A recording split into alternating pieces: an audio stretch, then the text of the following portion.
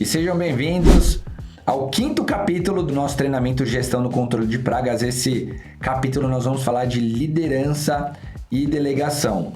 Por quê? Tão importante quanto você se tornar um especialista em controle de pragas, conhecer sobre o segmento, conhecer sobre a biologia das pragas, sobre produto, é você conhecer sobre pessoas. Porque quando você desenvolve bem os serviços, automaticamente você vai crescer. Aí precisa de mais pessoas para te ajudar na execução do serviço. Quando você contrata essas pessoas, elas vão te reconhecer como líder. Mas, no entanto, as habilidades que você carrega para ser um bom especialista de controle de pragas não é o suficiente para te transformar em um bom líder. Então, se você não souber desenvolver as pessoas, não souber como tratar as pessoas, você acaba perdendo boas pessoas ou enxergando que essas pessoas elas não são boas, né? Eu já vi algumas pessoas que trabalham, inclusive, com controle de pragas, trabalhar e tentar desenvolver, não conseguir, e aí ele tem que estar delegando ali o tempo todo, direcionando as pessoas o tempo todo, não é nem fazendo um papel de liderança, ou talvez até uma liderança direta, mas não consegue, as pessoas não conseguem desenvolver as atividades sem que ele esteja ali o tempo todo direcionando. Então, quando você desenvolve uma liderança, você vai conseguir aumentar a sua empresa, né? Eu tenho ali 2 pessoas, eu já consigo fazer 3 vezes mais serviço. Então, você sabe fazer o serviço, contrata a pessoa, desenvolve aquela pessoa, lidera aquelas pessoas e aí eles vão atender os clientes, vão vender os serviços, vão fazer os atendimentos por telefone, né? Seja qual parte do serviço que essa pessoa for realizar dentro da empresa. Mas quando você desenvolve outras pessoas para liderar, você aumenta ainda mais a possibilidade de crescimento. Por quê?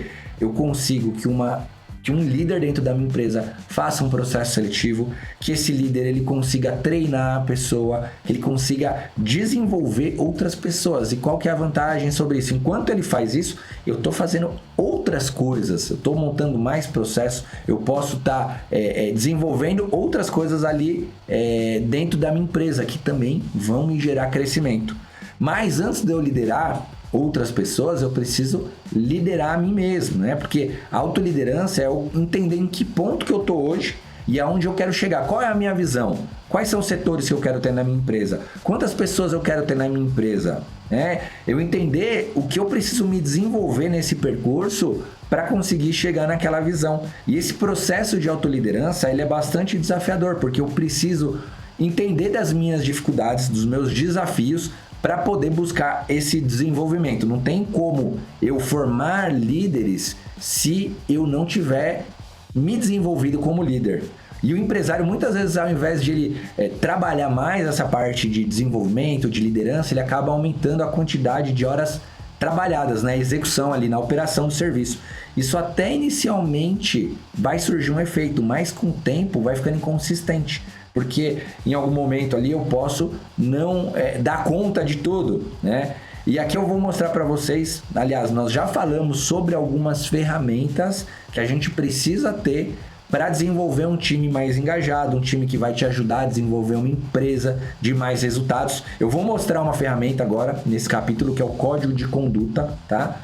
O Código de Conduta, ele diz sobre quais é o dia de recebimento, quais são os dias dos vales, quais são os benefícios, quando que ele recebe, de que forma que ele recebe, quais as responsabilidades que ele tem dentro da empresa com os veículos. A gente já fez até no descritivo do cargo, mas ele é mais detalhado, o código de conduta. Se acontecer algum acidente, se a pessoa ficar doente, como que ela entrega o atestado, que dia, se precisa dar entrada pelo CAT, como é que funciona tudo isso, e mais um monte de detalhe. A pessoa que fuma na empresa, como que ele vai vir com a vestimenta, como que ele vai vir com a barba parada, enfim. Tem muitas informações no código de conduta. Isso me facilita o quê? Aqui uma outra pessoa, um outro líder que eu estou desenvolvendo na empresa, ele consiga passar informações ali para um novo colaborador. Então é um processo muito bom, o código de conduta. Além do código de cultura que nós falamos no primeiro capítulo, tá? Então a principal característica de um empresário é a liderança. Os seus resultados, eles são resultados da liderança que você exerce sobre a sua equipe, não sobre a quantidade de horas que você trabalha. Não existe equipe forte com liderança fraca. Legal? Então, vamos passar aqui para o nosso capítulo 5. E aí eu coloquei aqui algumas informações sobre liderança, que é do John C. Maxwell. Vem desse livro aqui, As 21 Irrefutáveis Leis da Liderança. É um livro muito bom para quem quer desenvolver a liderança. Tem outros livros do John Maxwell, tá? E essas são frases do John Maxwell. Um líder é aquele que conhece o caminho, percorre o caminho e mostra o caminho, né? Eu até citei um pouco sobre isso antes. Primeiro eu tenho que aprender para percorrer o caminho para mostrar aquilo que eu já passei, né? Um líder é excelente, não por causa do seu poder, mas por causa da sua capacidade de capacitar outras pessoas. Quando você se capacita e treina as pessoas a fazer aquilo que você aprendeu, as pessoas elas te admiram e elas vão te seguir por isso também. E também tem mais uma frase aqui: a medida de um líder não é o número de pessoas que o servem, mas o número de pessoas que eles servem, né? Eu digo bastante isso aqui na empresa. Todos os aprendizados que a gente desenvolve dentro da empresa, as pessoas, elas não vão deixar quando elas forem embora, elas vão carregar. Então, automaticamente, a gente estudando, nos desenvolvendo, a gente está servindo as pessoas. E como desenvolver a liderança? Através de processos, pessoas e treinamentos. Isso a gente já falou aqui nos capítulos anteriores. E aqui eu vou falar sobre essa pirâmide que a gente fala de operacional, tático e estratégico. Essas são as 3 áreas, os 3 setores que existem dentro de uma empresa. O operacional é a base da pirâmide, né? Então muitas vezes a gente tá ali, né? Falar, eu tô trabalhando muito no operacional, eu tô atolado na operação. Então a operação ela é a área que entrega o que foi vendido. Muitas vezes você faz o serviço de venda, faz o atendimento, faz a realização do serviço, né? Faz a vistoria, tudo isso tá ligado ao operacional. E o operacional, ele ocupa bastante tempo da sua agenda. Ele ocupa muito tempo. A partir de um momento ali que eu passo do operacional ou que eu entendo que existe um próximo nível, que é o tático é o quê? É quando eu passo a ser o gerente do negócio, né? Então, eu vou fazer o quê? Eu vou criar plano de ação, eu vou criar processos, eu vou fazer o gerenciamento da empresa, eu vou desenvolver treinamentos, vou formar outros líderes. Eu já estou fazendo um papel gerencial. Atuar na parte gerencial já é muito bom, porque automaticamente já reduz a minha carga horária. De repente eu consigo trabalhar como gerente dentro de um horário comercial. Então eu entro ali das 8 às 18, das 8 às 17. Eu consigo chegar um pouco mais tarde, eu consigo sair durante a tarde até para descer um pouco aqui e realizar um serviço e voltar. Então hoje se falar, eu trabalho aqui 100% no operacional, 90%, 80%, eu tenho que estar atuando aqui pelo menos ali 10, 20, 30 e subindo, né? E a partir de que momento que eu trabalho no estratégico? Um CEO, ele é o ponto mais alto, assim, de uma empresa de trabalhar no estratégico. Um CEO, ele só trabalha no estratégico, que é o quê? É trazer a visão de futuro da empresa. Ele é o guardião da visão. Guardião da missão, da visão, da missão e dos valores. Ele vai estar direcionando por qual caminho a empresa tem que percorrer. E aí ele passa para o gerente, né, faz a operação funcionar, certo? E quanto mais eu subo aqui, menos tempo eu trabalho, né? Então, qual que é o ideal? Eu sair do nível aqui de operação, trabalhar aqui pelo menos 40%, 50% no tático e trabalhar ali inicialmente pelo menos 10%, 20% no estratégico. Como? Montando um código de cultura dentro da empresa, desenvolvendo uma visão do negócio, né? Levando a empresa para um crescimento. Aí sim eu estou trabalhando no estratégico, certo?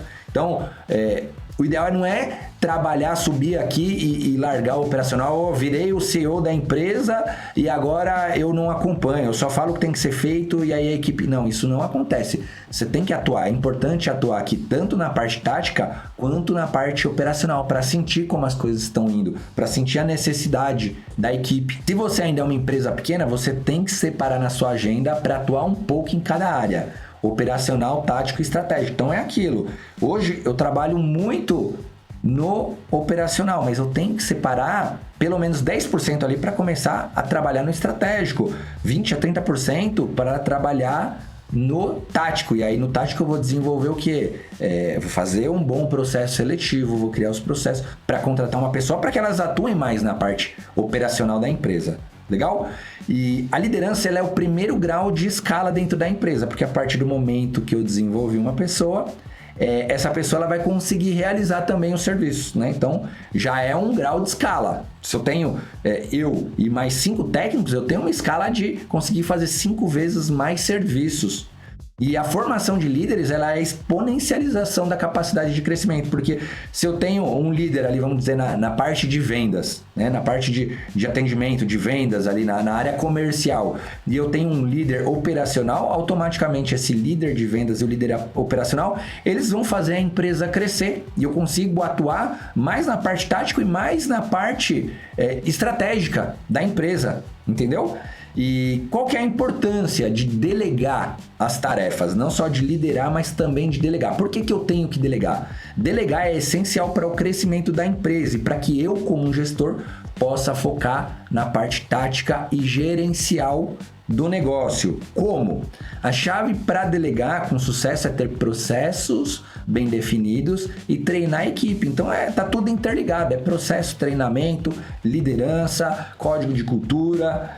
E aí eu vou o quê? Devagar. Inicie delegando as tarefas, o mais simples, e aos poucos vai aumentando as responsabilidades da sua equipe. Então imagine que eu estou aprendendo a delegar, estou me desenvolvendo ali na parte da liderança, estou me desenvolvendo nos processos, eu vou delegar as coisas mais simples. E aí conforme a pessoa ela for entendendo, for aprendendo, for executando, eu vou passando mais responsabilidades. Não adianta eu querer passar um monte de coisa de uma vez, a pessoa não dá conta, aí eu vou falar, aí, tá vendo? Por isso que eu prefiro eu mesmo fazer, porque eu passo para as outras pessoas e elas não conseguem. Então o erro, na verdade, não está na pessoa. O erro, ele está em mim, de estar passando muita coisa de uma vez, tá? E entender o que? As diferenças. Reconhecer que os seus colaboradores, eles não vão fazer as coisas exatamente do jeito que você faz. Inclusive, assim, eles podem fazer mais lento no início, mas com o tempo, a tendência, como você faz diversas tarefas, e ele às vezes vai estar focado mais em realizar ali poucas tarefas, né? Menos do que você, que está líder acima dele, ele tem que fazer melhor, ele vai se desenvolver, tá? Então, apresentando a delegação. Após ter planejado a delegação, você deve deixar claras suas expectativas sobre o resultado da tarefa, passando com clareza aos seus liderados. Se eu vou passar uma tarefa que ele tem que fazer um treinamento para um técnico novo, um colaborador novo que está chegando na empresa, eu tenho que falar, olha, é importante que você ensine para ele daquela forma que a gente fez no treinamento, porque a gente está criando uma padronização dentro da empresa, então precisa deixar claro, não é chegar lá e vai lá e treina ele. Então é passar os processos, né? Passar as metodologias. E tenha em mente que seu liderado pode ter boas ideias para mostrar, então considere pedir a opinião dela ou dele, tá? Porque muitas vezes a gente só fala, vai lá e faz assim e acabou. Não, tem alguma forma que pode ser feita melhor? Você tem alguma sugestão aqui para fazer? E aí vai discutir isso. Pode ser que ele tenha ótimas ideias, né? Ele está ali em campo. As pessoas elas confiam mais nas pessoas que estão mais próximas ali, em um colaborador, uma pessoa que ela é funcionário da empresa. Muitas vezes uma pessoa nova ela vai confiar muito mais naquela pessoa que também trabalha do que no dono, né? Do que no gestor principal da empresa. Quando a pessoa chega, ela pergunta, e aí, como é que é? A empresa é boa? Aqui é legal? Então, esses outros líderes, eles podem ter ideias ali, pontos de vistas diferentes do seu, certo? E aí eu coloquei aqui 6 passos para uma delegação. Deixar que o liderado entenda a importância da tarefa. Isso que a gente falou, né? Quais os resultados você espera com aquela tarefa? Eu criei aqui, depois, no próximo capítulo, o PDI, que é o Plano de Desenvolvimento Individual. E essas são algumas perguntas ali que está dentro do PDI. Então, se eu vou delegar, é legal eu desenvolver esses pensamentos, escrever, né? Quais resultados eu espero e chegar e ler e falar para aquela pessoa. Descrever a tarefa e dar os treinamentos. Isso também a gente falou nos capítulos anteriores. Verificar a disponibilidade dos recursos, a gente falou isso também na parte de treinamentos, né? Confirme o entendimento das tarefas solicitadas. Então, uma coisa, quando eu vou delegar algo para alguém aqui na minha empresa, o que eu faço? Eu explico aquilo para a pessoa, eu falo, você entendeu? A pessoa fala, entendi. Então explica para mim, explica o que você entendeu. Às vezes a pessoa ela vai explicar ali e ainda está um pouco confusa. Eu falo, não, então você não entendeu, peraí que eu vou te explicar de novo. Porque muitas vezes a pessoa fala que entendeu, mas no fundo ela não entendeu detalhadamente. Então é preciso confirmar esses entendimentos. E peça por ideias e sugestões. e algumas ferramentas que a gente vai utilizar para a delegação. Então, falei o código de conduta, o PDI e o feedback marca, tá? Eu vou mostrar para vocês aqui sobre o feedback marca também. Você está treinando aquela pessoa e aí você precisa dar os feedbacks. Qual é a estrutura de um feedback bem dado? Isso nós vamos falar no feedback marca. Eu deixei uma reflexão aqui que a maior dificuldade não é desenvolver novas ideias, mas escapar das antigas. John Maynard é um economista britânico. O que eu penso em escapar das antigas? São essas ideias que eu citei aqui. Pô, ninguém faz tão bem quanto eu prefiro eu mesmo fazer do que passar para delegar para outras pessoas, eu não confio nas pessoas, é difícil contratar boas pessoas, as pessoas, né, não são confiáveis, enfim. É nessa ideia aqui que eu quis colocar essa reflexão, certo? E então, muito obrigado nesse primeiro vídeo aqui do capítulo número 5 e até o próximo vídeo. Valeu!